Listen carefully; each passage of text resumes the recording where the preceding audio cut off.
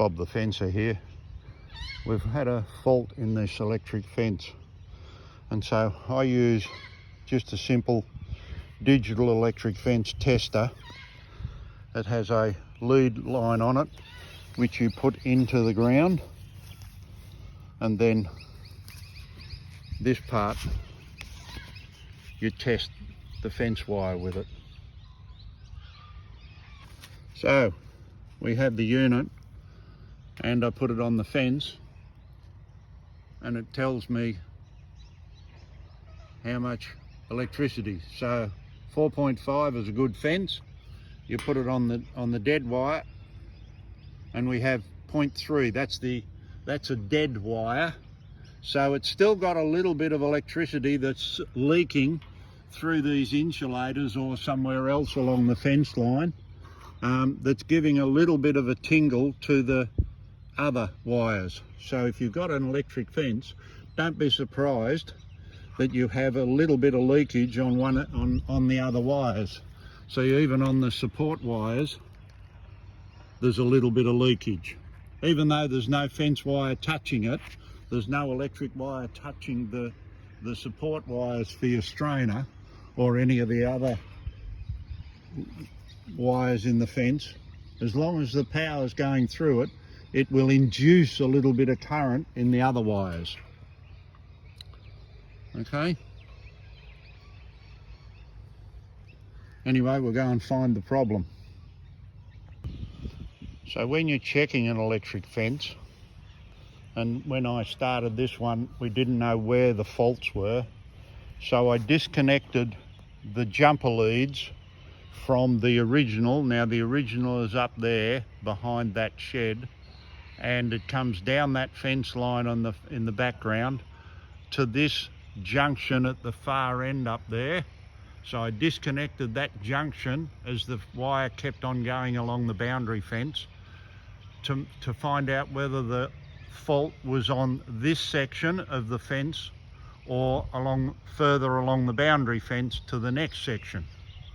So I disconnected that jumper and found that the boundary fence live wire stayed live, and the fault was on this line. So I reconnected that one and disconnected it at this end.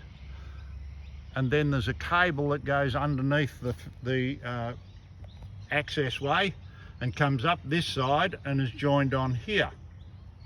So I disconnected this to make sure that the power, and then reconnected that side to make sure that there wasn't a fault underneath the fence, underneath the driveway.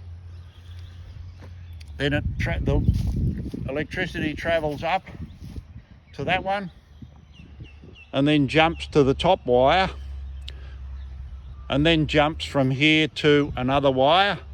So this is hot, this is not hot because it's attached to the post.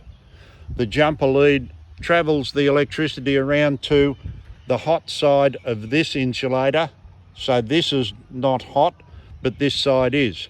And then it jumps to another wire. So you can keep your electricity flowing along an electric fence. And if you keep disconnecting the line that you're following, just like a water pipe, you connect another bit of pipe to it, and you can either find the leak on the next bit of pipe, the next cable, the next wire. So if it's touching the guy wires, this one's not. But if it's touching the guy wire like that, you can see it. And in this case, it was missing the insulator on the end of the wire. So I had to put a new insulator on both ends, because the top wire had the insulator off on the other end, which is we're about to show you, and this wire had the insulator missing on this end, so it was shorting out attached to the post. Okay, hope that all helps. Bob the fencer here, enjoy your day. Here's the repair that somebody did, so we'll show you the result. Okay, you just saw the problem that we just had with the electric fence, where whoever repaired it, the bullnose had broken off, and they just connected the fence wire to the post So I've just replaced that bit of wire and put a new bull nose on it. Now I'm also using gripples to tension the wire. So along the fence line, standoffs and insulators on the posts, and the gripple is to assist, because it doesn't have to be really tight. It's only an electric fence wire, but it definitely needs to be separated from an earthing point, which is the post and all the wires and everything that are been attached to it.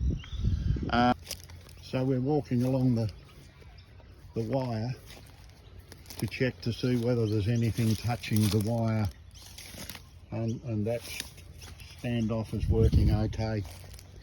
There's nothing we can see.